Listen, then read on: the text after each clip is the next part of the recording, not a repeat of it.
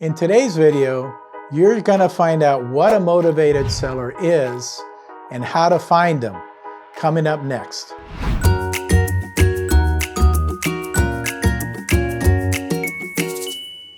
Keep in mind that there's a very big difference between a motivated seller and a homeowner who's trying to sell their property. A motivated seller needs to sell their property as fast as possible because they need that cash.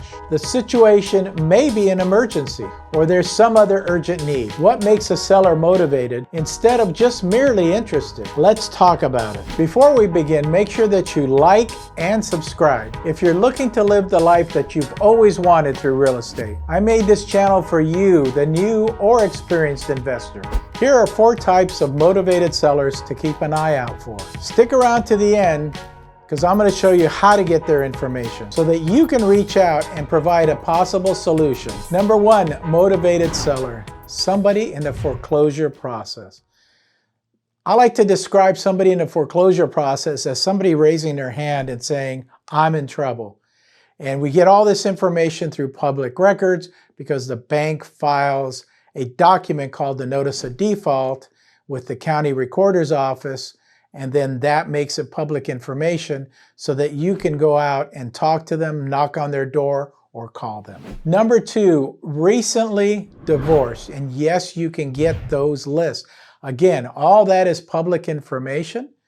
The problem that I usually have with divorces is that husband and wife are arguing and they don't want to agree on anything. And so sometimes it's very difficult to do a deal with them because they don't agree to anything. I can't tell you how many places that I have purchased on the courthouse steps because the husband and the wife didn't agree and they left $100,000 to $200,000 on the table because they could not agree. Number 3, a recently inherited property. I love this type of seller because they really have no interest in this property. They may have lived there at one point in time during their childhood, but they don't live there now. They didn't put their hard-earned money into paying down that loan. Their goal is, how much can I sell it for and how quick can you get me the money? So that's their desperation, which you should always take advantage of in the purchase price of that property and the closing of that property as quick as possible. Number 4, the owner of an old property. And I just recently had one where the owner said, yeah, we built this house ourselves about 10 years ago. We've had a tenant in place for the last 7 years. I go, great, how much do you want? We came up with a $380,000 price tag. I said, okay, I'm gonna need to do my due diligence. I need to go out there, but I want you, seller, to meet me out there because I know when I get out there, this property is not going to look anywhere near what they thought it was looking like. So we get there, we open up the door from the car, and we get greeted by 5 large dogs coming out of the house. And that was the first indication that, oh, well, we're going downhill on this property. We get up to the property, we go in, there's another 4 or 5 cats inside the house. It literally, as I'm walking around, looks like a hoarder house. You can imagine the smell of the house inside. The owners are there. They're right in front of me. She gets to the point where she says, Joe, I'm gonna meet you outside. And I know why, because it's just in terrible condition. And she was really depressed at that point in time. So I do my due diligence. I walk around, I get outside, and the seller comes up to me and goes, Joe, I apologize. I know we have this at $380. I'll sell it to you for $325 if you're still in. I said, absolutely. Why would I negotiate against myself? She's willing to lower the price? I said, yes. How do you find the seller's information? So there's probably hundreds of places that you can find this information.